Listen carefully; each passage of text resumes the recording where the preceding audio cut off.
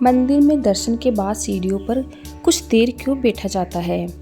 अक्सर घर के बड़े बुजुर्ग यह सलाह देते हैं, मंदिर में भगवान के दर्शन करने के बाद कुछ देर बाहर सीढ़ियों पर बैठना चाहिए और तब वापस घर आना चाहिए। इसके पीछे कोई वैज्ञानिक कारण नहीं है, लेकिन कुछ धार्मिक मान्यताओं के चलते लोग इस परंपरा का पालन करते हैं।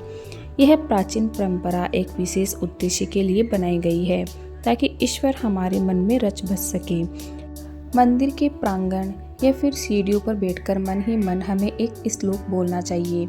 यह श्लोक इस प्रकार है: अनायासेन मरणम बिना दैन्येन जीवनम देहांत तव सानिध्यम देहि में परमेश्वरम।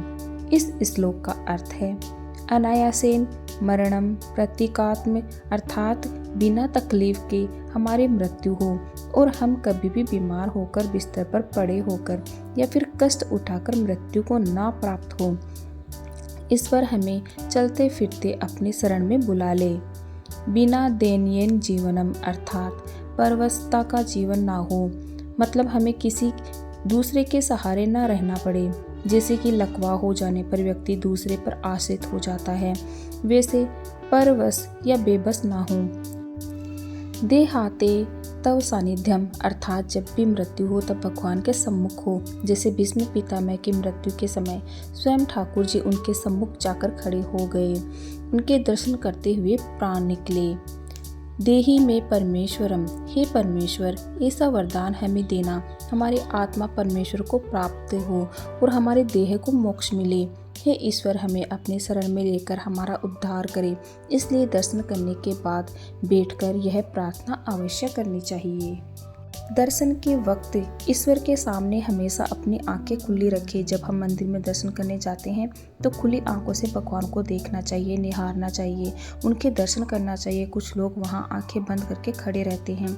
आंखें बंद क्यों करना? हम तो दर्शन करने आए हैं। भगवान के स्वरूप का, श्री चरणों का, मुखारविंद का, श्रृंगार का संपूर्ण आनंद ले।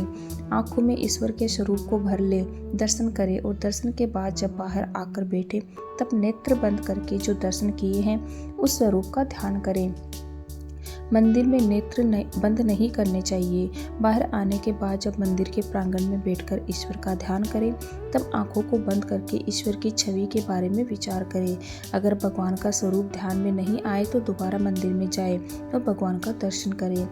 नेत्रों को बंद करने के पश्चात उपरोक्त श्लोक का पाठ करें।